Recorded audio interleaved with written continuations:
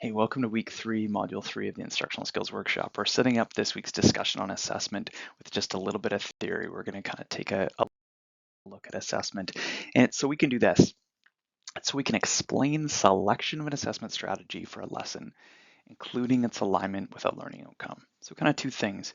We'll finish today's presentation with a resource that'll share with you a bunch of strategies for assessment. You're going to be choosing one, and we want to be able to explain that purposefully with a sense of alignment with a learning outcome. So again, let's refresh kind of what we're talking about when we talk about learning outcomes. This model is super useful for lessons because we always want to know, we want our learners to know, we want to be clear about what students will know, what they will be able to do, or what they care about upon completion of a lesson.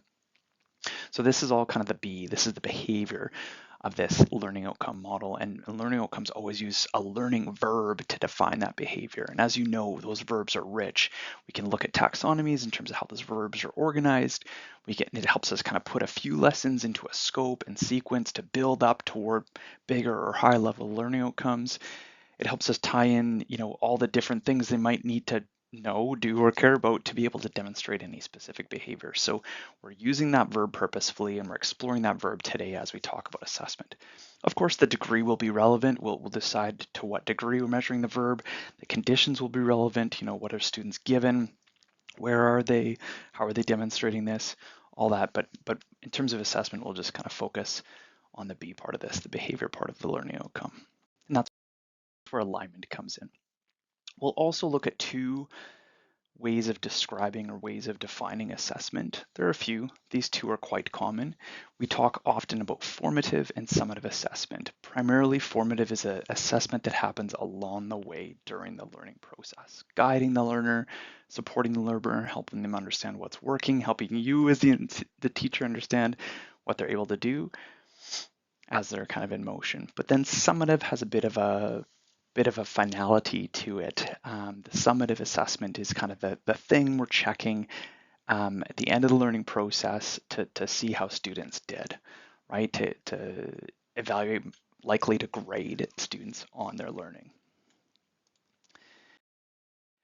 Here's another way to look at it that I think is helpful as we think about the many lessons in this course. There's actually often formative and summative assessment are kind of defined in this Venn diagram with this kind of both section in the middle.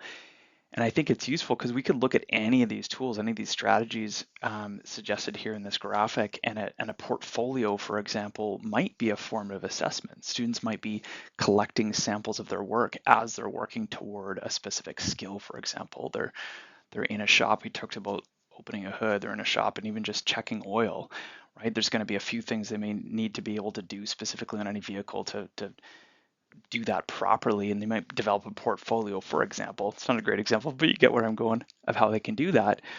We could use that to inform their learning process, maybe as one step of, vehicle maintenance or a standard service or something like that. Summative assessment, we could also use that portfolio at the end of the course to say, yep, you got your artifact there, you got your evidence there. We can see, yes, you're able to do that part of the vehicle assessment and standard service consistently, going through all the steps we talked about going through. So just wanted to note that a variety of assessments can be used in different ways. If we think specifically about our lesson design framework, the BOPPPS framework, that pre-assessment is almost always formative. You wouldn't really pre-assess in a summative way.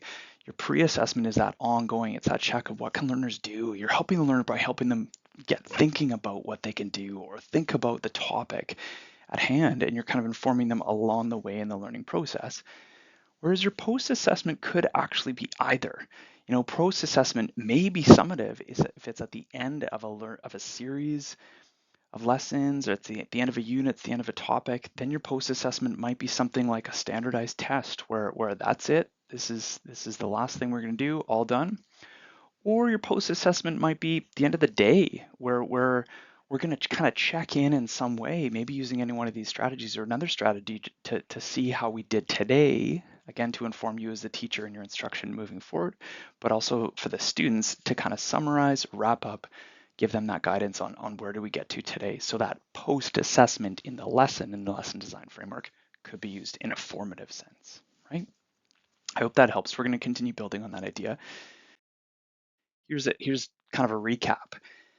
I like the ongoing feedback language. I like the supports learning language, and low stakes is nice to think about too, right? If the first time students are being assessed on something, if the first time they're given personal feedback on something has a big grade attached to it, we probably didn't, then it's summative, and we probably didn't do enough at a formative assessment, right? They can and should be practicing, they can and should be getting feedback in a formative way before any kind of high stakes assessment or grading is happening.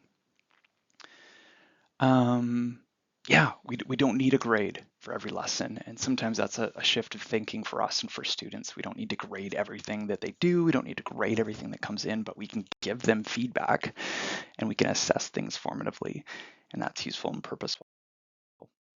So here's what we're going to look to next is some CATs, classroom assessment techniques. And you're going to be playing in a resource that has a number of these, kind of thinking around the question of which classroom assessment technique might I choose for a specific learning outcome, and how would I choose to use it?